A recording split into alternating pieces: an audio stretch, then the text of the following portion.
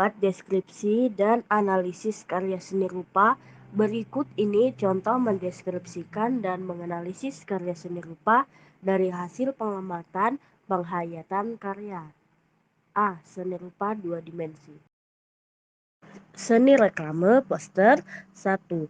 Judul Sumpah Pemuda. 2. Jenis seni reklame poster. 3. Bentuk objek penggambaran manusia dengan kegiatannya. 4.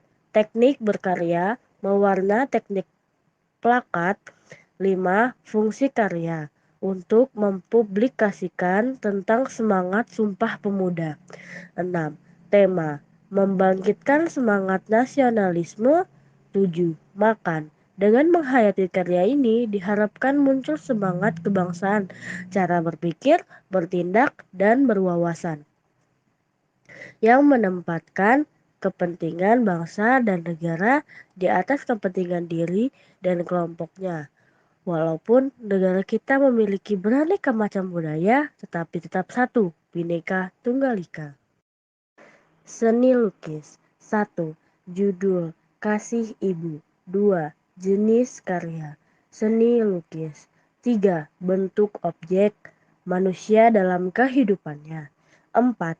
Teknik berkarya cat minyak di atas kanvas. 5. Fungsi sebagai ekspresi pribadi, fungsi individual. 6.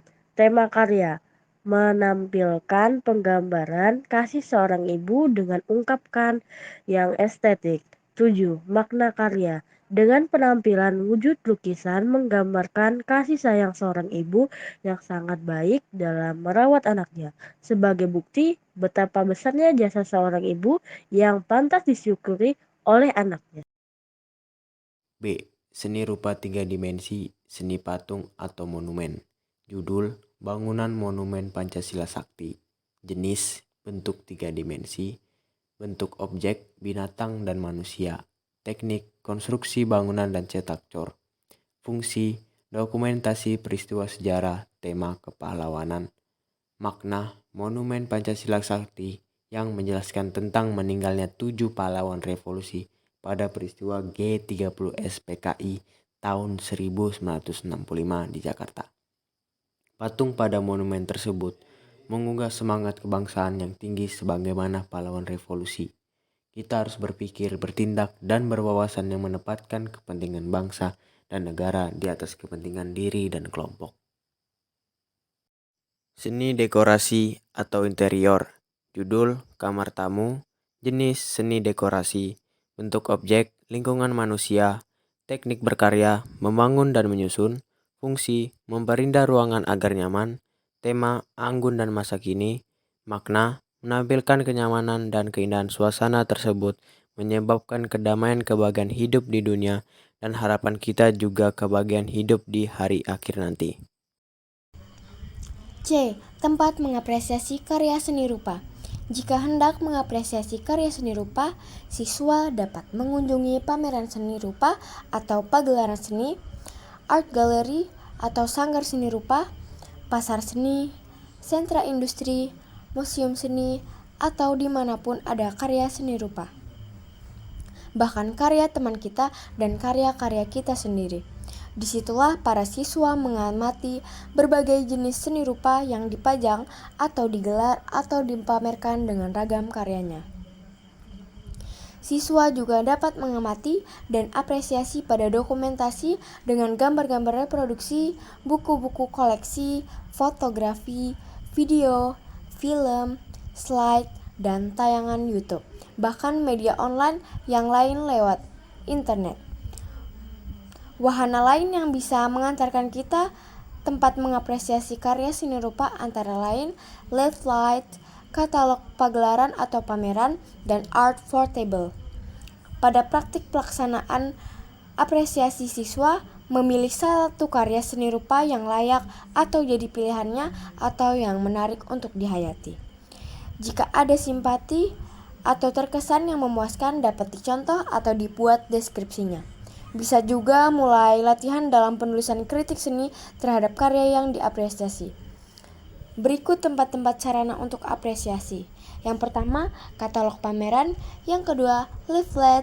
Yang ketiga, ruang pameran. Yang keempat, pasar seni. Yang kelima, sentra industri. Dan yang terakhir, rumah perajin. D. Cara mengapresiasi karya seni rupa. Seni rupa terus berkembang sesuai dengan kemajuan kehidupan manusia.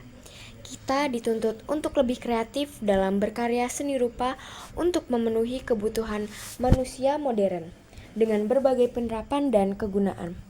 Proses kreatif berawal dari sebuah imajinasi. Oleh karena itu, kita harus mampu lebih mengembangkan imajinasi agar bisa menghasilkan suatu karya yang indah. Sikap kreatif dalam berkarya seni rupa yang mendatangkan dampak positif harus disadari sebagai bentuk kegiatan yang mulia. Hal ini juga sebagai bentuk syukur atas karunia Tuhan yang berupa keindahan seni. Manusia dalam mencipta karya seni bertitik tolak pada indahnya objek alam yang ditangkap oleh kepekaannya. Selanjutnya, keindahan objek yang ditangkap itu dapat memunculkan ide untuk diciptakan ke dalam bentuk karya seni. Proses penuangan ide menjadi karya seni dilakukan melalui penggunaan teknik dalam mengolah media seni, alat dan bahannya. Mengamati dan mendeskripsikan karya yang memberikan dampak atau implikasi bagi dirinya pada dasarnya adalah kegiatan apresiasi. Tingkatan-tingkatan dalam berapresiasi antara lain penikmatan, pemahaman, penghayatan, penghargaan, dan implikasi. Yang pertama, penikmatan. Seorang penikmat dapat merasakan senang secara langsung dan merasakan puas, serta mendapatkan pengalaman dalam menikmati karya seni. Yang kedua, pemahaman. Pemahaman merupakan tindakan menganalisis dan menyimpulkan pendapat setelah menikmati karya seni rupa yang dipamerkan. Yang ketiga, penghayatan. Penghayatan yaitu tindakan meyakini dan menghayati hakikat seni secara terurai sebuah karya seni. Yang keempat, penghargaan. Penghargaan adalah sikap seseorang dalam menanggapi dan memahami isi dan pesan pada karya seni, sehingga mampu menilai, menyimpulkan, dan memberikan keputusan bagus dan tidaknya terhadap karya seni tersebut. Yang terakhir, implikasi. Implikasi adalah mendayagunakan hasil penilaian sehingga mampu menjadikan pengalaman artistik dan melahirkan ide-ide baru dalam berkarya. Pada umumnya, apresiasi sering dihubungkan dengan menilai. Penilaian sama artinya memberi harga atau nilai besar kecil. Langkah apresiasi sering dilakukan dengan pengamatan, penikmatan, penghayatan, dan pemberian nilai atau penghargaan seseorang kepada seni yang dibuatnya. Apresiasi karya seni biasanya dapat menimbulkan pengaruh tertentu dalam kepekaan seni atau kemauan berkarya seni dan sikap empati terhadap karya seni rupa. Empati adalah sifat kuat respon atau tanggapan terhadap seni rupa melalui pengamatan objek karya seni yang dapat jatuh hati terhadap seni rupa yang dihayati. Hal itu sebagai suatu reaksi terhadap kepekaan rasa dalam keindahan seni. Pengamatan pada dasarnya dilakukan oleh semua indera secara bersamaan. Dari proses itu menimbulkan kesan yang mengunggah perasaan. Namun pengalaman setiap orang berbeda. Hal ini tergantung dari kepekaan rasa yang berbeda pula. Sebagai contoh, apabila kita melihat patung, maka unsur-unsur apa yang dapat dirasakan? Hal ini mengajak kita berpikir sejenak. Kemudian dari hasil pengalaman yang kita miliki, mulai menyeleksi, mengidentifikasi bentuk, warna, ukuran, dan tekstur. Bahkan dengan ketajaman pengamatan, kita akan dapat menganalisis prinsip-prinsip seni rupa yang melekat pada penciptaan karya seni tersebut. Kesan-kesan yang diperoleh dalam apresiasi merupakan rasa atau sikap empati terhadap karya seni rupa yang dihayati. Sikap empati yang kuat dalam apresiasi seni menyebabkan orang ikut berbuat atau berkarya sebagaimana yang tercipta pada karya seni tersebut. Proses penghayatan menghasilkan rasa suka atau tidak suka terhadap karya seni. Hal ini terjadi karena penghayatan melibatkan emosi seseorang. Dorongan hati ini memengaruhi seseorang untuk menyusun konsep dan kreasi, yang selanjutnya dituangkan melalui corak dan teknik dan pada akhirnya akan membuahkan keunikan pada karya yang diciptakannya. Untuk menghayati keindahan seni rupa tidak dibolehkan dicampur adukan, tetapi menurut segi pandang tertentu. Penghayatan seni rupa tidak semata-mata berdasarkan kesamaannya dengan objek alam atau objek ciptaan. Apabila melihat pameran seni rupa, janganlah mengatakan lukisan atau patung apa, tetapi tinjau apa maksudnya. Hasil karya seni rupa tidak selalu tampak sama dengan objek ciptaan aslinya, tetapi tergantung ide pencipta. Misalnya, lukisan gadis cantik. Dengan lukisan itu, orang akan tertarik antara lain pada waras wajah, bentuk badan, warna kulit, sikap, dan gayanya.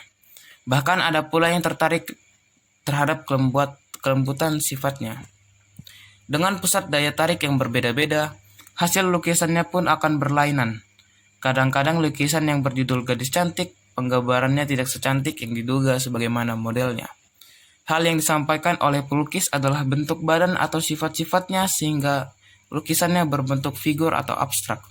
Jadi penghayatan seni rupa tidaklah selamanya diasosiasikan atau disamakan dengan objek ciptaan atau alam. Keindahan seni rupa harus dinikmati berdasarkan norma seni yang ada dengan menggunakan cipta, rasa atau kepekaan perasaan yang dalam. Oleh karena itu, untuk mempelajari norma seni juga diperlukan latihan dan pengalaman dalam pengalaman artistik. Keindahan seni rupa harus dinikmati berdasarkan norma seni yang ada dengan menggunakan cipta, rasa, dan karsa perupa. Oleh karena itu, untuk mempelajari norma seni juga diperlukan latihan dan pengalaman dalam apresiasi. Berikut ini contoh melakukan apresiasi karya seni dalam bentuk penghayatan karya seni rupa yang meliputi jenis, fungsi, tema, nilai estetis, dan tokoh berupanya. Hasil apresiasi berupa ulasan seni rupa tersebut kita presentasikan ungkapan secara tertulis ataupun lisan. Ungkapan dari apresiasi ini sedapat mungkin menyangkut penguraian, analisis, interpretasi, dan evaluasi karya seni rupa. Perhatikan contoh ulasan apresiasi seni rupa berikut. Deskripsi karya. A. Jenis. Meliputi seni lukis, alam manusia dan aktivitasnya, cat minyak di atas kanvas, teknik plakat, aliran ekspresionisme. B. Tokoh perupa. Affandi, bapak pelukis ekspresionis Ladonesia. C. Fungsi ekspresi pribadi seni rupa murni. Tema, potret diri dari waktu ke waktu. Uraian apresiasi karya. A. Unsur seni rupa. Lukisan dengan penonjolan unsur garis, warna, dan tekstur. B. Prinsip seni rupa. Prinsip keseimbangan horizontal dengan dominasi garis, warna, dan tekstur hasil goresan yang ekspresif, tetapi memiliki kesatuan yang harmonis. Dengan komposisi yang dinamis menjadikan karya menjadi unik dan menarik sehingga keindahan hasil karya lukisan Affandi dengan potret diri akan tampak. C. Makna karya. Wajah Affandi akan selalu berbeda waktu ke waktu berikutnya sehingga potret diri Affandi selalu berbeda. Tampilan yang semula muda kemudian di tahun berikutnya tampak menjadi lebih tua. Yang lebih menonjol adalah ekspresi bentuk wajah yang menunjukkan kebebasan pribadi original yang kuat dan tampak seniman tulen serta unik. Affandi menjadi seniman sejati dan karyanya terkenal mendunia. Sekian dari kelompok kami. Terima kasih.